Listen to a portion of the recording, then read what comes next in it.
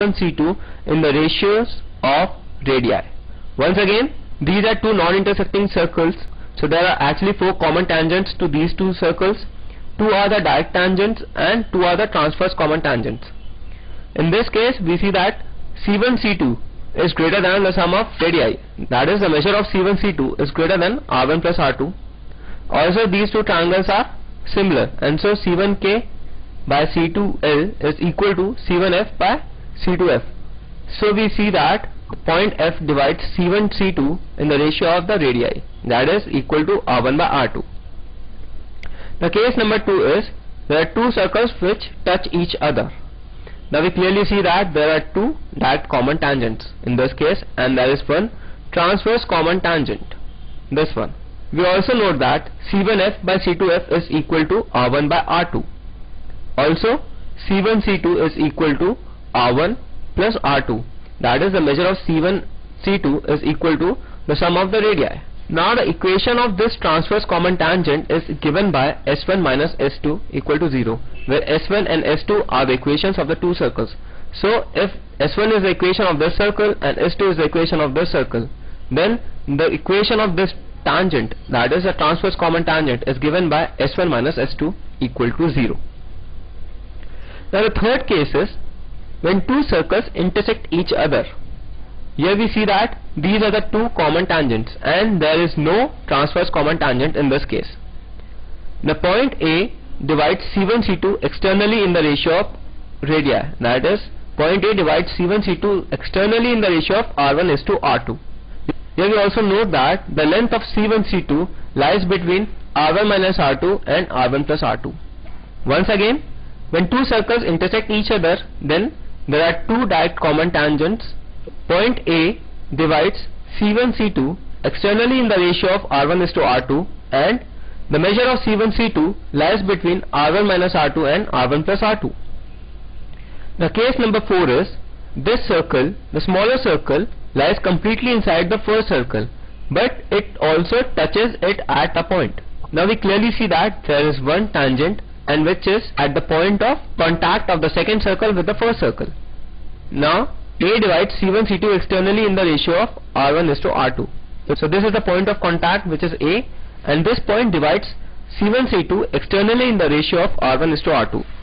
Now we see that there is only one common tangent at the point of contact, and if S1 equal to 0 and S2 equal to 0 are the equations of these 2 circles, then the equation of tangent is given by S1 minus S2 equal to 0. And the fifth case is circle C2 lies completely inside the circle 1. So in this case, there is no common tangent to these circles, and C1 C2 is less than R1 minus R2. Once again, in this case, the smaller circle lies completely inside the first circle and it does not touch it at any point. Also there are no common tangents to these circles, and the measure of C1 C2 is less than R1 minus R2, where R1 and R2 are the radii of these 2 circles.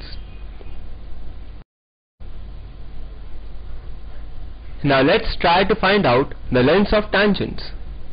So let us say that this is circle with center C1 and this is another circle with center C2. Now this is the direct common tangent and this is the transverse tangent. So we draw a line parallel to the transverse common tangent, and we also draw a line from A parallel to C1 C2. Now in this figure we see that length of direct common tangent is equal to this AB. Now it is a right angle triangle, therefore L square is equal to C1 C2 square minus R1 minus R2 square. That is, this length is equal to C1 C2 because this is C1 C2 and this is parallel to C1 C2. So this length becomes equal to C1 C2, and this is equal to R1. This distance is equal to R2. So this distance becomes equal to R1 minus R2. So L square is equal to C1 C2 whole square minus R1 minus R2 whole square, or L is equal to the length of direct common tangent equal to under root of C1 C2 square minus R1 minus R2 whole square. Similarly, we consider this triangle. Now the length of transverse common tangent is equal to this distance C2D. and this is equal to under root of C1 C2 square minus R1 plus R2 whole square, because this distance is equal to C1 C2 and this distance is equal to R1 plus R2. Thus this distance becomes equal to under root of C1 C2 whole square minus R1 plus R2 whole square. Thus the length of direct common tangent is equal to under root of C1 C2 square minus R1 minus R2 whole square, and the length of transverse common tangent is equal to under root of C1 C2 square minus R1 plus R2 whole square. The angle of intersection of two circles. Let us say these are two circles with centers C1 and C2 and they intersect each other. The angle of intersection is the angle between the tangents to the circles at the point of intersection. That is, PQ is a tangent to this circle with center C1 and RS is a tangent to the circle with center C2. Thus, the angle of intersection of two circles is the angle SAQ, which is equal to theta.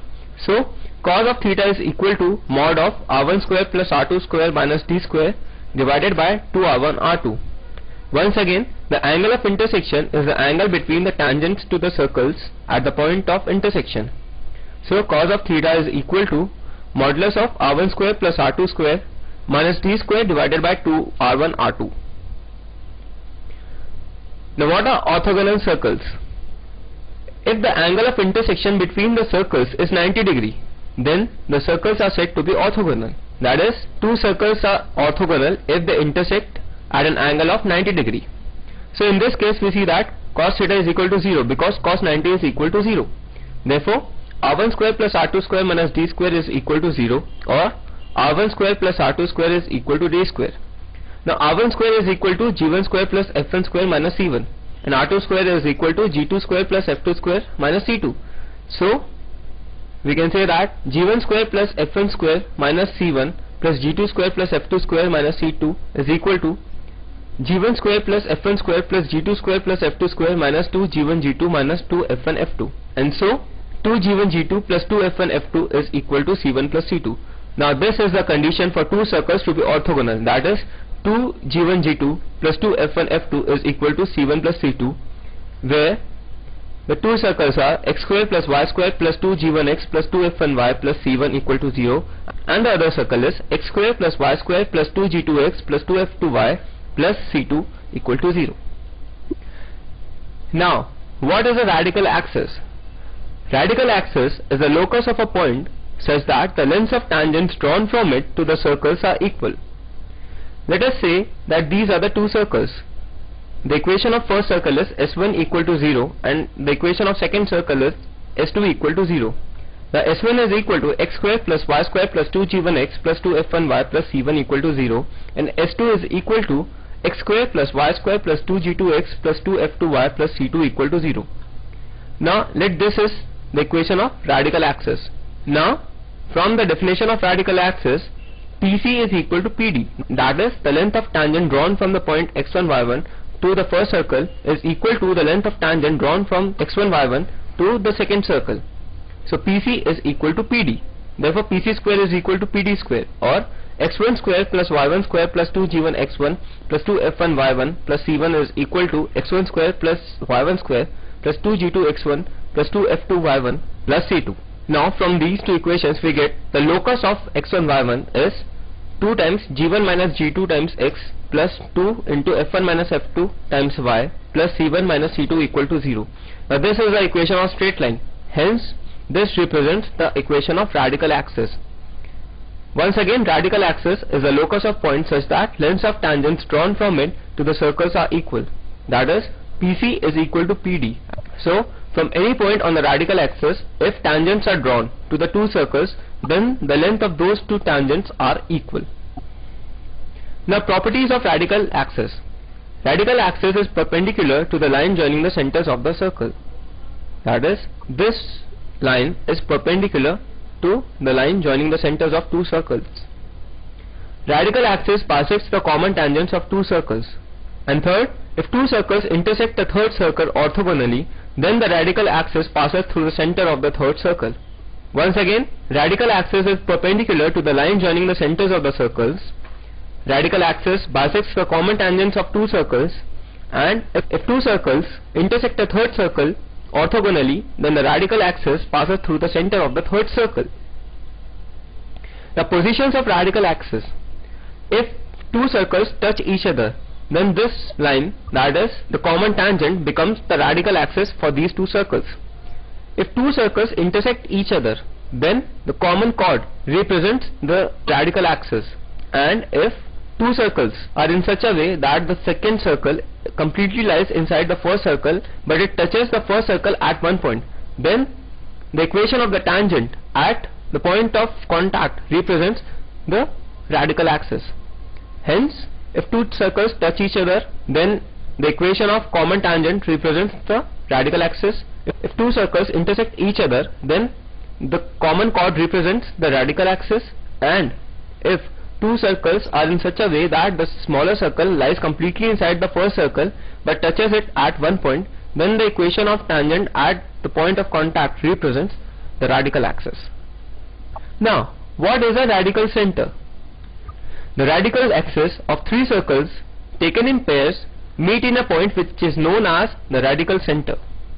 Now let us say these are the three circles, and if this is the radical axis of these two circles, if this is the radical axis of these two circles, and if this is the radical axis of these two circles, then we see that these three radical axes meet at a point O, and this point is called as the radical center. Now students, we define what is a radical circle. Let us say that A comma B is a radical center and L is the length of tangents from the radical center to the three circles. Now the circle described as x minus a whole square plus y minus b whole square equal to L square is called the radical circle, where A comma B is the radical center and L is the length of tangents from the radical center. The radical circle of the circle S1 equal to 0, S2 equal to 0 and S3 equal to 0 having non-collinear centers intersect the circles orthogonally. That is, the radical circle intersects each of these circles orthogonally, and we have already seen the condition for orthogonality. So students, let's study common chord of two circles. Let us say that these are the two circles which intersect each other at the point A and B. Let the equation of first circle be S1 equal to 0, or S1 is equal to x square plus y square plus 2g1x plus 2f1y plus c1 equal to 0, and the equation of second circle is S2 equal to x square plus y square plus 2g2x plus 2f2y plus c2 equal to 0. So the equation of common chord is given by S1 minus S2 equal to 0, or 2 times g1 minus g2 into x